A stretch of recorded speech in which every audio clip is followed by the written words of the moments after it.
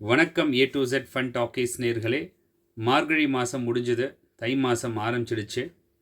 மார்கழி மாதத்தில் எந்த ஒரு சுப காரியங்களும் பண்ணியிருக்க மாட்டோம்.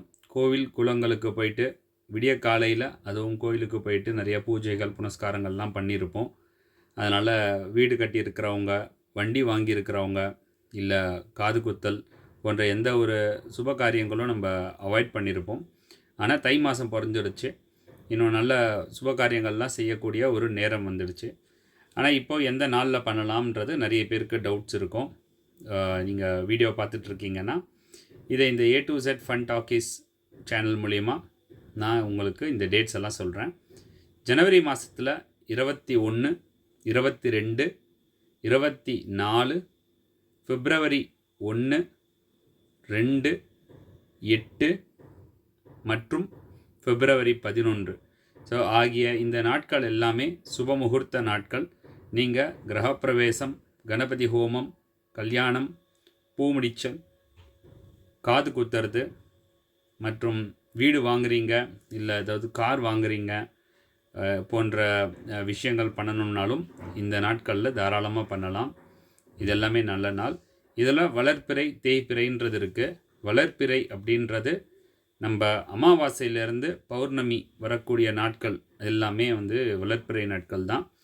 ஃபஸ்ட்டு ப்ரிஃபரன்ஸு வளர்ப்பிறை நாட்களுக்கு கொடுங்க. செகண்டு ப்ரிஃபரன்ஸு தேய்பிறை.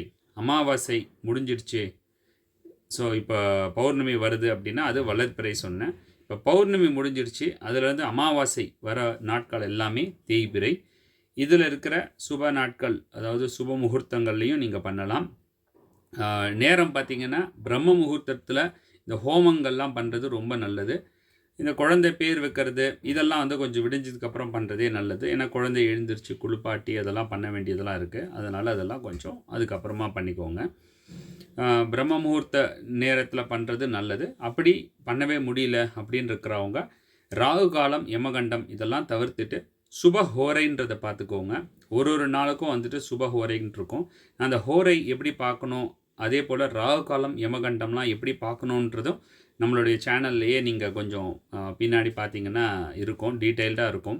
ஸோ அந்த சுபஹோரைகளில் நீங்கள் நல்ல விஷயங்கள், சுபஹோரைகள் பார்த்தீங்கன்னா குருஹோரை, சந்திரஹோரை, சுக்கரஹோரை, புதஹோரை இதெல்லாம் சுபஹோரைகள். இந்த நாட்கள், இந்த நேரங்களில் நல்ல ஹோரைகள்.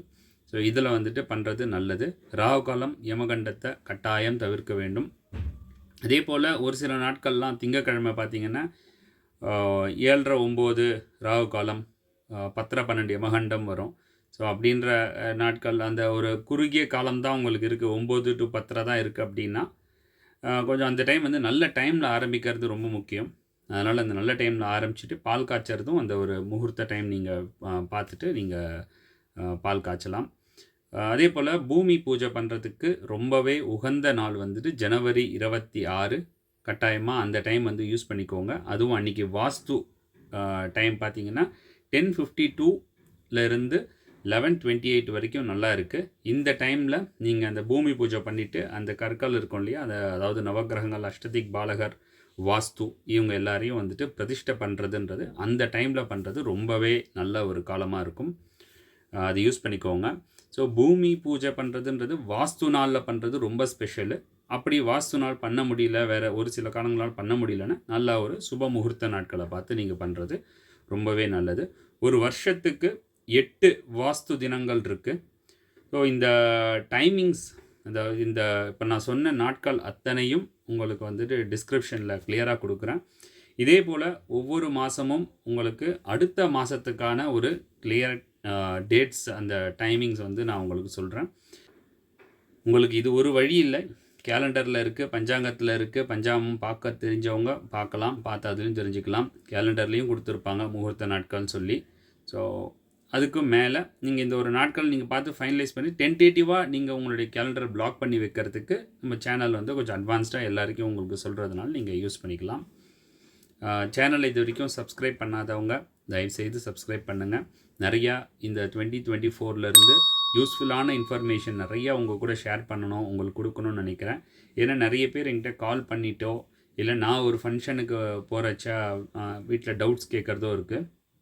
அப்படி கேட்கக்கூடிய டவுட்ஸ் அத்தனையும் வந்து நான் நோட் பண்ணி வச்சு, இது எல்லாத்தையும் இது அவளுக்கு மட்டும் வரதில்ல, எல்லாருக்குமே வரும். அதனால் இதெல்லாம் நீங்கள் கிளாரிஃபை பண்ணிக்கலாம்.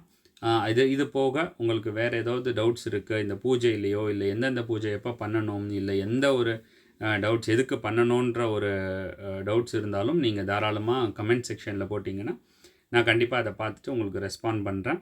மேலும் அது ரிலேட்டடான வீடியோஸ் வேணும்னாலும் நீங்கள் கேட்டிங்கன்னா நான் கண்டிப்பாக அதை டீட்டெயில்டாக வந்து உங்களுக்கு எக்ஸ்பிளைன் பண்ணுறேன்.